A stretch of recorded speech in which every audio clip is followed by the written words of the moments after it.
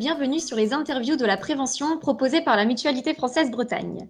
Je me présente, je suis Fanny Le Diodic, chargée de mission sur la prévention de la souffrance psychique et sur la santé mentale de façon plus globale. J'anime et je coordonne des collectifs de prévention sur le sujet. Nous organisons entre autres des temps pour le grand public et des formations pour les professionnels. En effet, la thématique de la santé mentale est une réelle préoccupation pour la Mutualité française Bretagne en tant qu'acteur de prévention. D'où la volonté de proposer aujourd'hui une interview sur le thème du deuil et du confinement. Pour cela, nous accueillons Nadine Frankel, que je vais laisser se présenter. Oui, bonjour à tous et puis merci Madame Diodic de l'invitation. Donc je suis Nadine Frankel, présidente de l'association Échange et Partage Deuil Deuil Jeunesse et formatrice. Et donc nous accompagnons des personnes en deuil, qu'ils soient jeunes ou qu'ils soient adultes, soit en entretien individuel ou en groupe de soutien. Mais vous aurez tous nos renseignements sur notre site échange-et-partage-deuil.fr. Très bien, merci pour cette présentation. Je vous propose de commencer avec cette première question.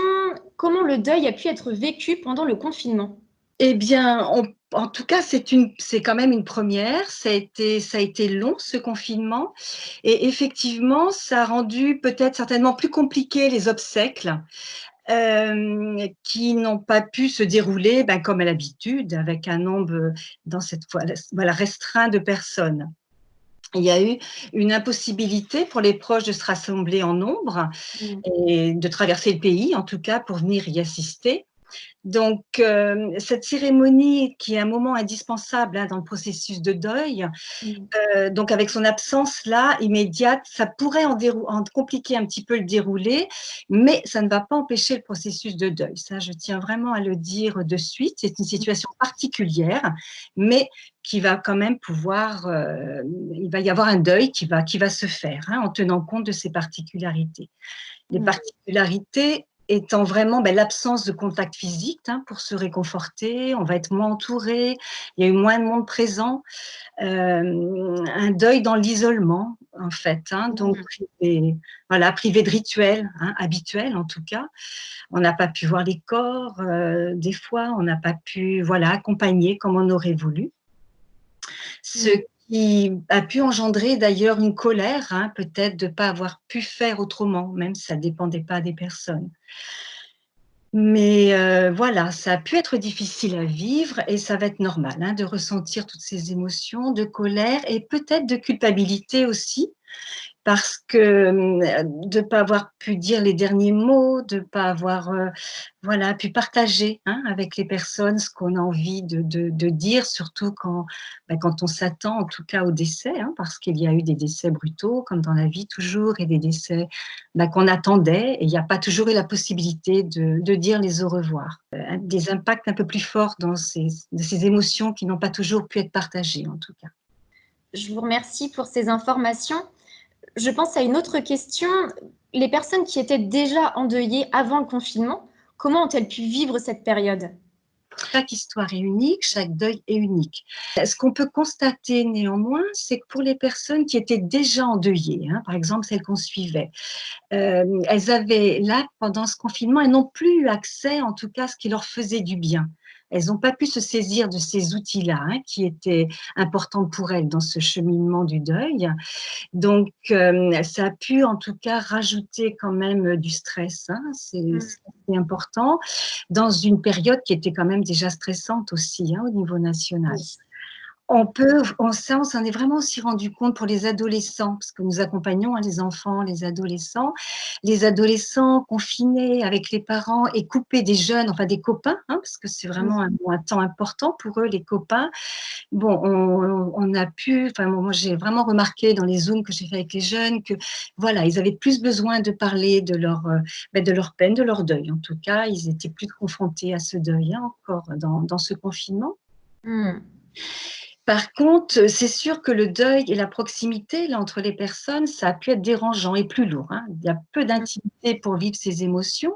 Néanmoins, il y a des personnes qui ont aussi profité de ce temps-là pour s'accorder du temps aux émotions, pour peut-être enfin prendre ce temps pour vivre le deuil.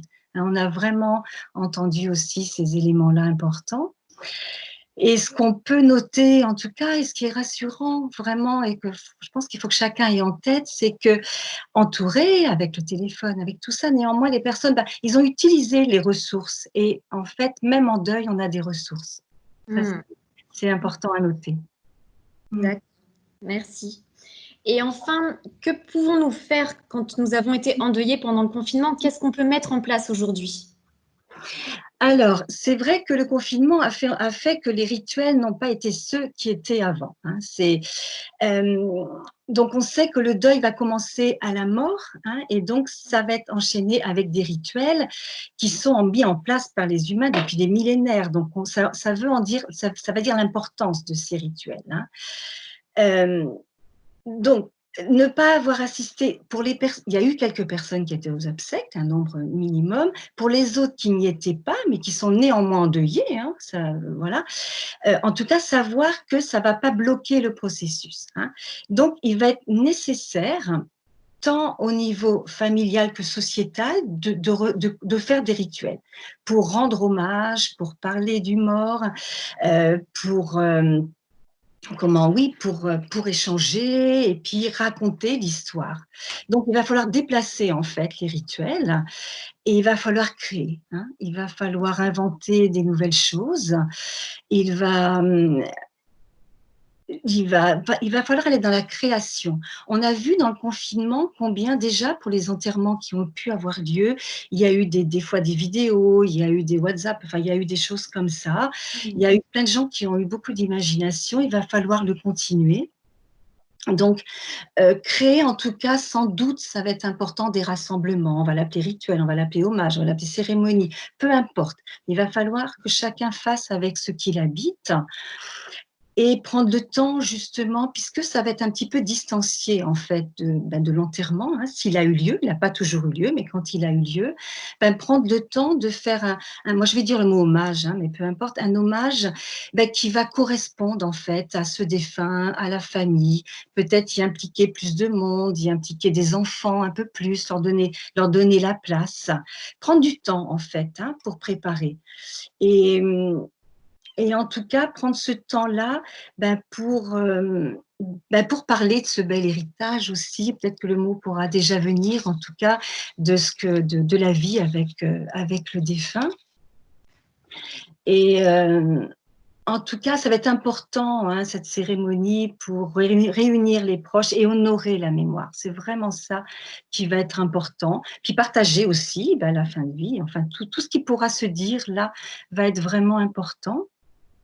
Voilà, je pense que ça va être important d'innover vraiment, ouais. Mais nécessaire en tout cas de faire quelque chose, à petite ou grande échelle, peu importe. Mais faire en tout cas, sont vraiment les personnes endeuillées elles-mêmes qui vont sentir ce qui va être bon pour elles de faire, et qu'elles osent le faire. Voilà. Très bien. Ouais. Un grand merci, Madame Frankel, pour cette interview. Nous sommes sur une thématique qui n'est pas toujours facile à aborder, mais qui peut concerner de nombreuses personnes. Donc, merci pour ces conseils et je vous dis à bientôt. Merci beaucoup pour cet entretien. Au revoir.